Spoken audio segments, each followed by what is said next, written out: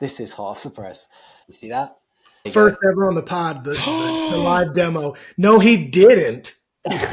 Oh man, this is exactly what I was hoping for. Yeah, you dude, got it. why would you not use this product? On today's episode of the Built Happily podcast, we have Dan and Austin from the fame of OrgChartHub and GeoMapper. Dan and Austin share their story about what it was like getting started on the HubSpot app ecosystem back in the day, what's changed since then, and they give us a little bit of insight into the future of OrgChartHub and GeoMapper, all in this episode of the Built Happily podcast. This is the Built Happily podcast, where we dive into building apps, companies, and relationships in the HubSpot ecosystem.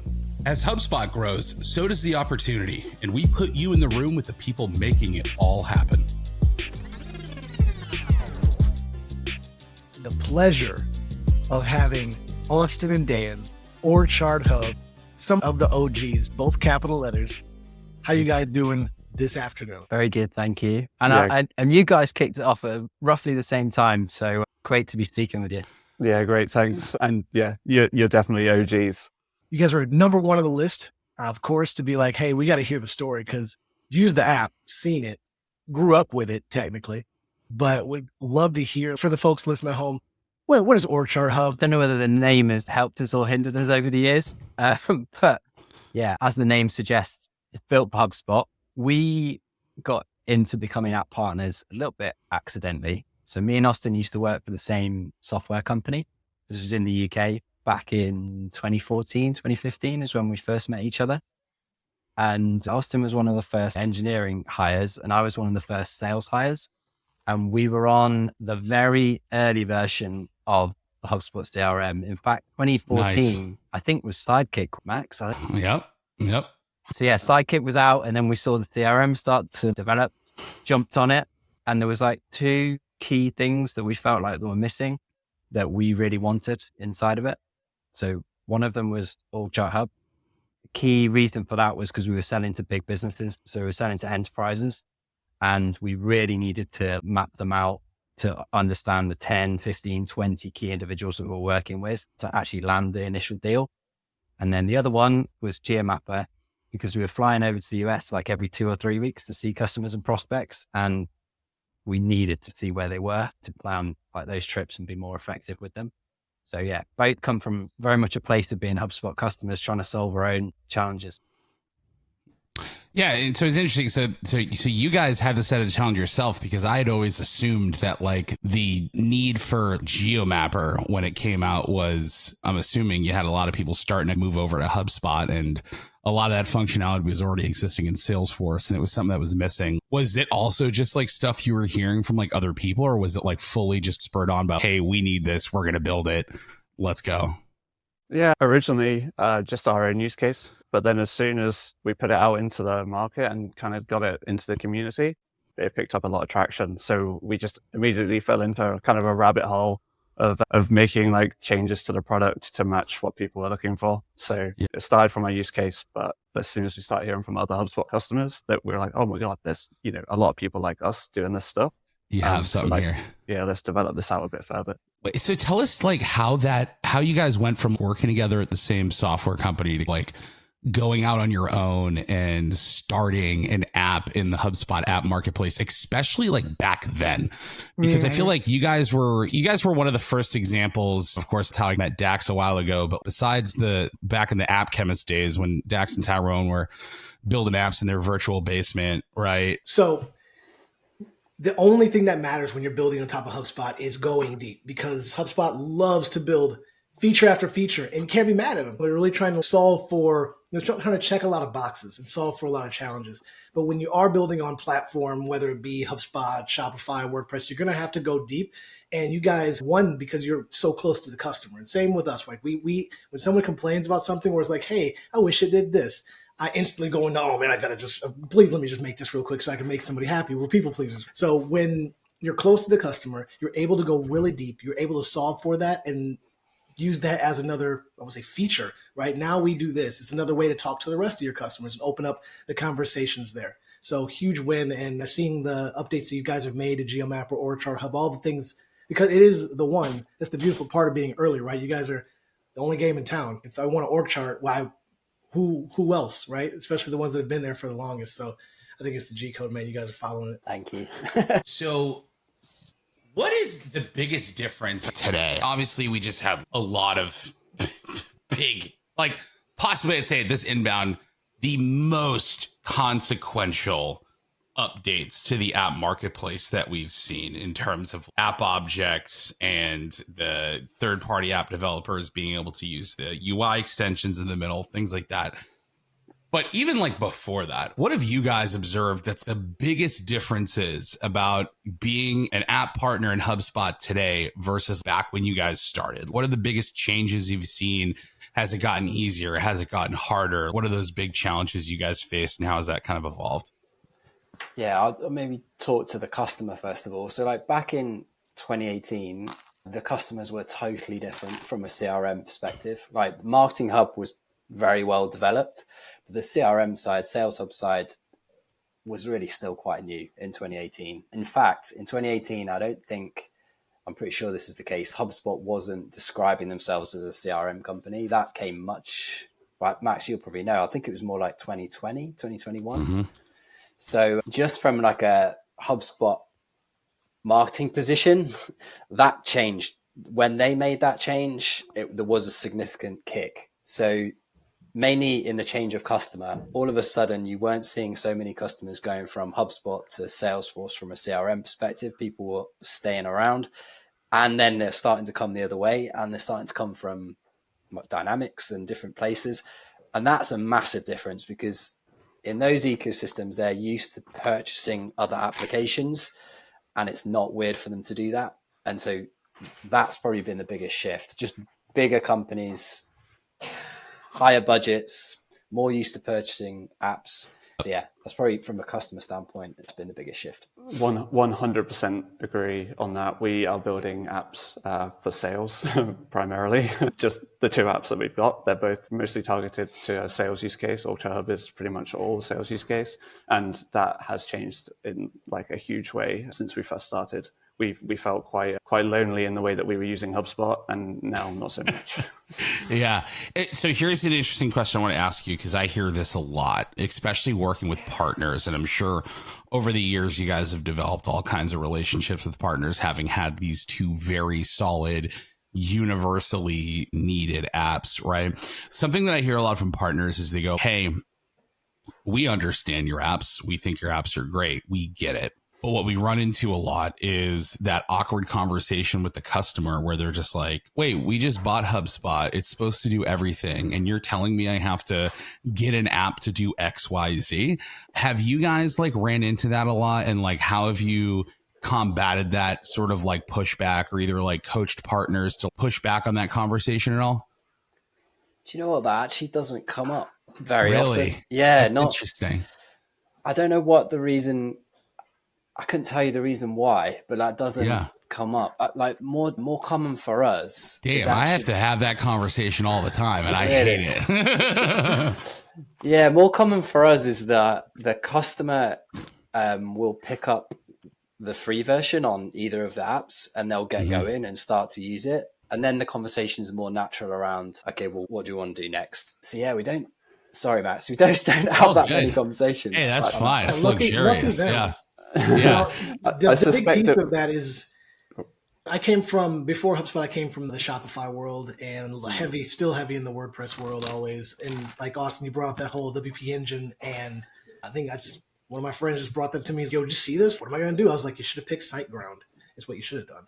But like WP, the whole idea is like my first two initials are WP. Like I'm really invested in the platform, but things like WordPress, like you out of the box know, I get this free thing.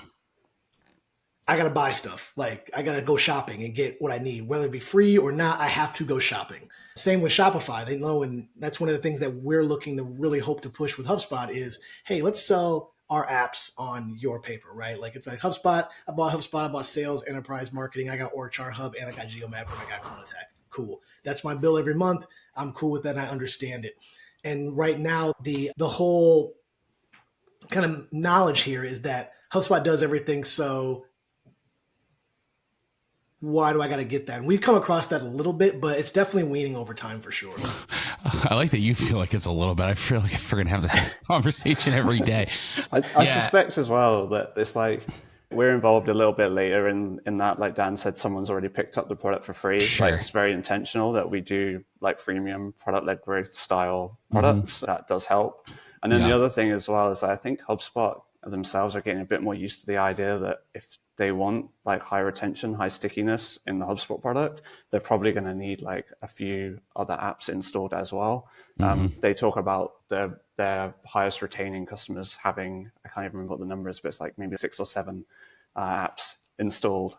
Why do you think that is? Where do you think the stickiness comes from when it comes to using apps on HubSpot? Is it just like because they're getting more out of it, they tend to stay? Or like, what do you think the physics are like around that? Because I can believe it, I guess but I'm just running off of assumptions of like why I think that leads to stickiness, I guess. But I don't know what you guys have seen.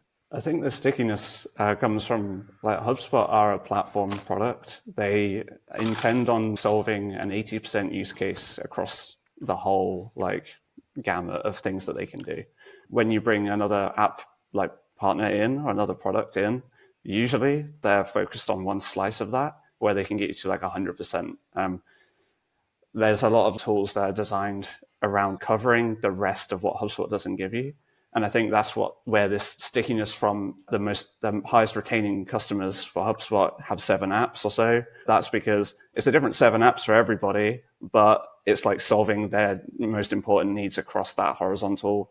And then they're like, okay, we've got 100% solution on this now. So I think that's what happens is like people that are building like extremely deep focused products that are vertical, they're contributing to the retention on the HubSpot side. I feel the same way, man. The things I see with quote happily, right, is once you build all your rules and your sales reps are following those rules to quote, then what are you going to do? Turn off the rules?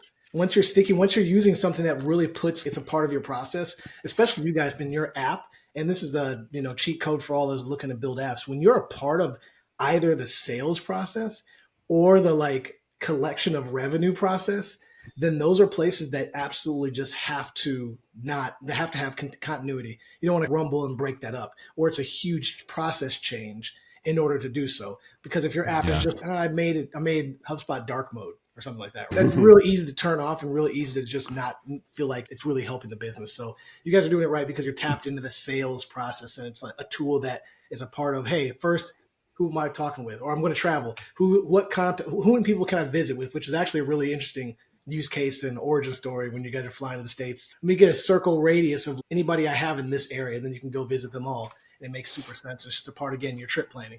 So that stickiness of being a part of those core processes in the app is super clutch. Yeah, and going back to the question that you asked about what changed, and we talked about the customer side, the customers have changed. Another thing that's changed is HubSpot have opened up a lot of APIs. They've built a lot of new APIs, and they're like fully embracing being a platform to build extra things on. And just bringing it back to that being part of the process, things like the Workflows API opens up the opportunity for that in a huge way. If you can be part of a process, and then you can help automate some of that, and you can build in some automations into HubSpot, that is a very sticky product. It's very hard to turn those things off, and hopefully people don't want to. Everybody remembers their first customer. I wanted to understand and get clarity of how'd you guys get your first one, besides yourself, because you scratched your own itch and you made yourself your first customer. Yeah, do you know what? This one's an interesting one from OrgChartHub because it actually points to a bit of... so this would be like back in 2017. Again, like the CRM was very new on HubSpot. And I cold emailed as many agencies as I could possibly find, thinking they would be interested in OrgChartHub. Reality was very few of them were focused on the CRM because they were all focused on Marketing Hub. There was one solutions partner that picked it up. It actually turned out to be in the UK, and they were focused. He's not in the ecosystem anymore, but he picked it up, and it was because he was a sales director and he was doing like part-time sales directors for other companies. And he knew how important it was to map out specifically like key stakeholders and make that part of the process. And so he implemented it on one of his customers, and that was our first paying customer. And that was on the version before it was in the app card. So it was really early, like super, super early. But the big mistake was I assumed that all the solution partners would be interested in it, and so few were interested in it. And it was because it was so early from a CRM standpoint. So from that point onwards, like when we had the app cards, we actually didn't focus on the solutions partners very much at all in the first couple of years, because we didn't get much joy in that particular area. And then things changed around 2020, 2021, that period of time.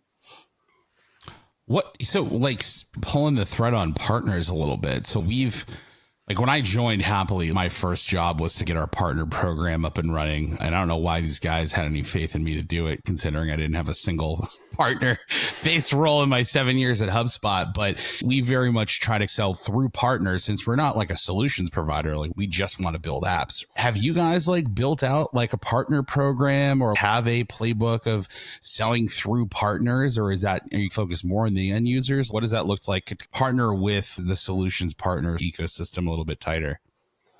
Yeah, so right now it's the latter. We do get a lot of referrals from solutions partners, but we have focused on the end user. So subsequently, like we do get referrals from solutions partners, and we do have some really good relationships with a lot of solutions partners.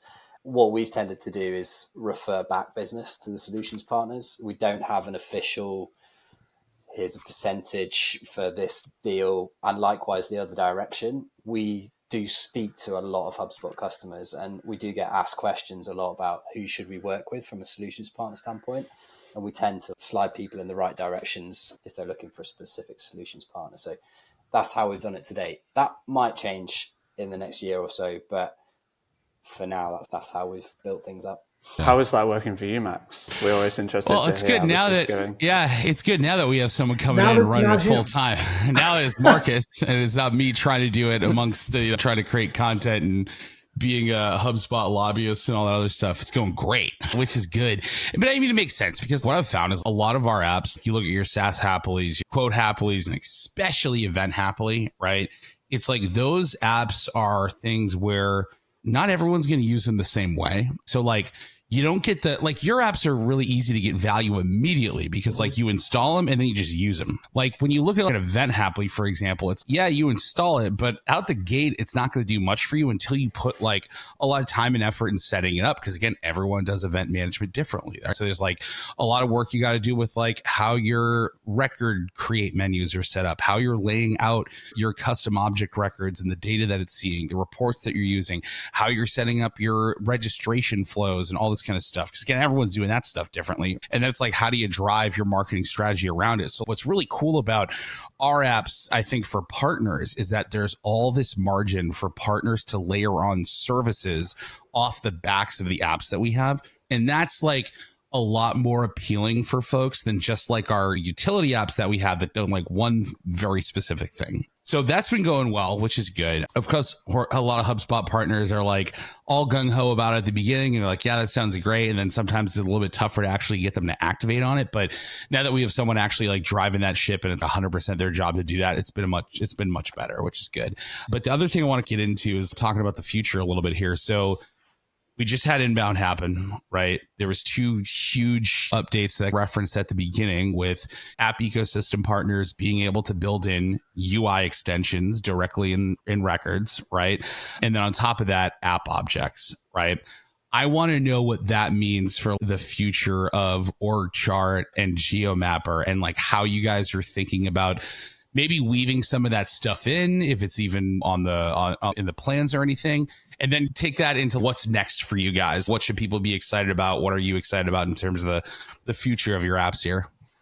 Can we share a screen, Max? Yeah, sure. I don't see why not. Because this is half the press. Yeah, you see that?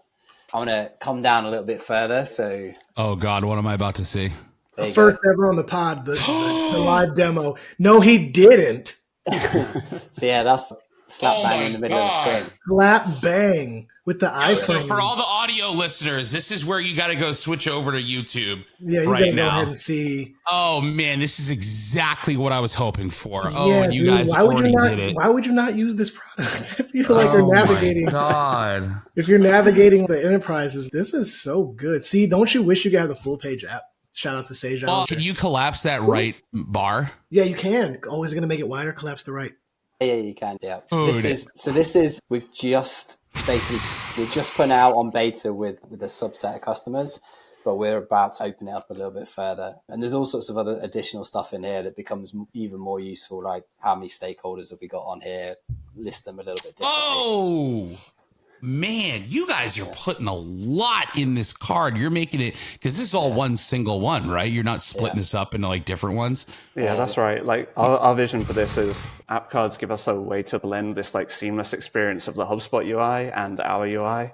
And so that's what we're going to be doing. That's the future for both products, OrgChartHub and GeoMapper, is like, how do we break that out? How do we give you the bits that are specific OrgChart, specific GeoMapper, and then also build the rest using the app cards? So we've got stuff coming out on both over the next couple of weeks. Now, how are you guys thinking around like your interface when it comes to this? Yeah, you have way more real estate on the record to play with now, but like it is also still like a middle panel. So you're like fighting with the left and the right side a little bit. Obviously, you're making it so you can scroll around and do anything. So you are like a little bit unbound from, that sort of like size limitation, right? But are you guys like, how are you guys thinking about your interface, knowing that it has this like new place to live? Is there anything that's going to change around it, or? Yeah, sure. Constraints are good anyway. That's what I tend to find. It's always good to get creative and figure out how you can work within them. That is part of working in the HubSpot ecosystem. Yeah, the way we're going to do it is we're just going to like slim down things, provide more like functionality that's around overview jobs, stuff that's quick, stuff that's like super easily accessible when you hit those panes. So we've got stuff to come out for GeoMapper as well that's for that. That's okay, well, part of using OrgChartHub is doing a quick review and seeing what the activity looks like. Well, you can see that inside the middle column. If you want to like work that chart and rearrange it and then dig in deeper, then maybe you do want to open up the full experience, and that's fine. We're happy to like drive you to that as well. But there's a whole heap of jobs that can be done in smaller, slimmed down, stripped out versions. And then on top of that as well, bringing more of the insides of OrgChartHub out into the app cards and into the HubSpot UI so that it feels even more native than it was. Like, we already tried to build the most native feeling apps we could, and now we just want to keep pushing that further. The constraints are good. Yeah, that's good. Dude, you guys are you're preaching to the choir. The constraints, man. That's why I love video games so much. People put a full-on experience that people remember for the rest of their lives on 32 kilobytes, and the constraints are what make the magic. So it's awesome to see that. That was like, I appreciate you guys peeling back the curtain on that one. That's dope. That's what HubSpot's going to be. And it all started like a couple days ago. Yeah, that is the thing I was hoping to see from you guys. So I'm like so stoked that you guys are already on top. I don't think you're the only one that wanted to see that. Yeah. We've got a lot of customers in the queue. Yeah. Well, I just like too how when you added like the stakeholder things in there, it's like you went way beyond just like putting your interface in the middle panel. Like you really leaned into a lot of those new like design elements that they give you for those middle panel cards. So while it is data coming from your app, and yeah, they have their map that they can move and float around, you're still presenting a lot of that data in the way that feels very familiar in HubSpot. And you're really like blending the gap of, am I using HubSpot or am I using something else? And really making that difficult to discern for someone, which is good because that's what you want it to feel like in HubSpot. You just want it to feel like a natural, I think the best apps make it feel like a very natural extension of HubSpot, whether that is something you're building into the UI or just the way someone interacts with your tool off platform, and that it's using the same verbiage, it's pulling the same data, it's giving you what you expect to see in there for a tool that is so tightly and natively integrated with HubSpot. So kudos to you guys, man. That stuff looks great. I can't wait. Thanks very much, Max. The other thing is HubSpot want that. That's the type of product that HubSpot want to see. So if you want to build for HubSpot and you want help talking about this and you want them to refer people to you, you need to build in a way that they expect to see their product develop. That's another thing. It's like staying aligned with HubSpot, staying aligned with HubSpot customers. And then it's not just the UI either. It's where does your data live? How does a customer understand how their data sits? Who owns it? They're looking to use that in the CRM. We don't build apps that just pull everything out of the CRM and dump it into some third-party thing and then just iframe it to you and be like, look, this is where everything is. We're trying to blur all of those boundaries from the UI all the way to the data. Same things for creating workflows and automations. Like we can build some automation on our side, but really, if we can do it inside HubSpot, then you can customize that stuff yourself. You can choose your own way of using our tools. So yeah, like blurring the lines as in as many places as we can. I love it. Good, man. Well, thank you guys so much for jumping on Bill Happily today. You already know you guys are in high standards and high regards from us over here, and a lot of people in the ecosystem for being early on, blazing the trail, doing stuff that no one's ever done, and doing it like just friends that met, stars that cross paths, and you're still making it happen. So when we wrap this up, we like to do a little 3 questions that you guys weren't expecting. I know you weren't expecting much. We ask you through it. Question number 1, either you guys can take it. I need to know your favorite cartoon. Austin, what's your favorite cartoon?